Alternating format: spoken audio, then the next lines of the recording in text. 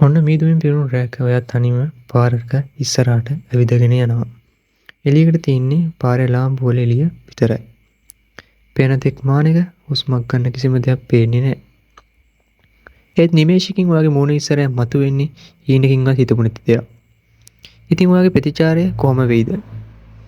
ඉතින් අපි අද කතා කරමු ඔයාලට වැම්පයර් කෙනෙක්ට මූණ දෙන්න වුණොත් බේරන විදිහත් වැම්පයර් කෙනෙක් එක්ක 1v1 එකක් කරලා දිනන්නේ කොහොමද කියලා.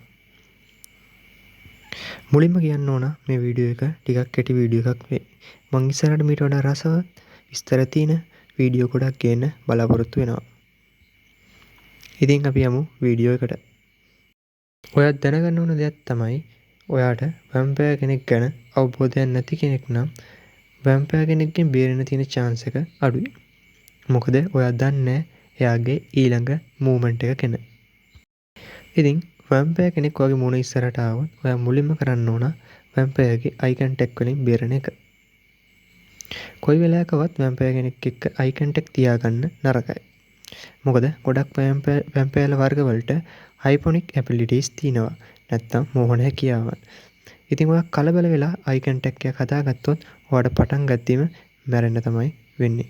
වැම්පයර් කෙනෙක් ඔයාගේ පිටිපස්සෙන් ඇවිල්ලා බෙල්ලට පැනලා එකපාරටම ලේ ටික බොනවා කියලා හිතනවනම් ඔයා වැරදි.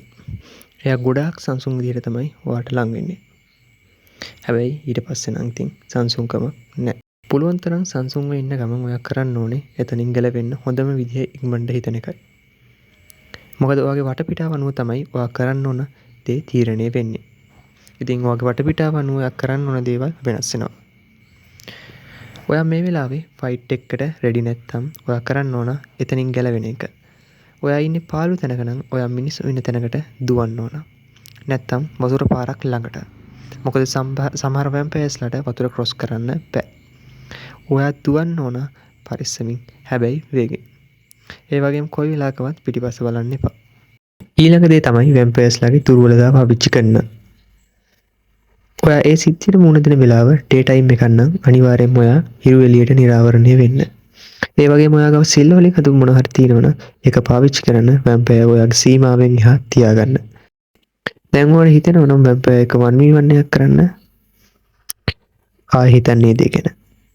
මගේ මතය අනුව නම් කිසිම සූදානමක් නැතිව ඔයාට වැම්පයර් කෙනෙක් එක්ක 1v1 එකකින් දිනන්න තියෙන chance එක 100%ට අඩුයි. ඉතින් ඔයා අන්තිම වශයෙන් මතක තියාගන්න ඕන දේ තමයි හැම වැම්පයර් කෙනෙක්ම ප්‍රචණ්ඩකාරී නෑ කියන එක. ඉතින් මම අද කිව්වේ ඔයාට මූණට වැම්පයර් කෙනෙක් හම්බුනොත් ඒ වැම්පයර්ගෙන් බේරෙන විදිය ගැන. මං කිව්වේ නෑ කොයි වෙලේකවත් ඔයාලට 1v1 එකට යන්න කියලා. ඉතින් ඔයාලා දන්නවා මේ ලෝකේ වැම්පයර්ස්ලා ಜಾති ගොඩක් ඉන්නවා කියලා. ඉතින් මං අද කිව්වේ මේ හැම වර්ගෙටම පොදු දේවල් ටික. ඉස්සරහට මම වැම්පයර්ලා වර්ග ගැන කතා කරනවා. ඒ වගේම වැම්පයර්ස්ලාගේ ආරම්භය, වැම්පයර්ස්ලා ෆික්ෂන් ලෝකයක බැඳිලා ඉන්න විදිය වගේ රස කතා ගොඩක් කියන්න බලාපොරොත්තු වෙනවා. ඒ නිසා මගේ channel එකත් එක්ක එකතු වෙලා ඉන්න කියලා මම ඔයාලට ආරාධනා කරනවා. Thank you.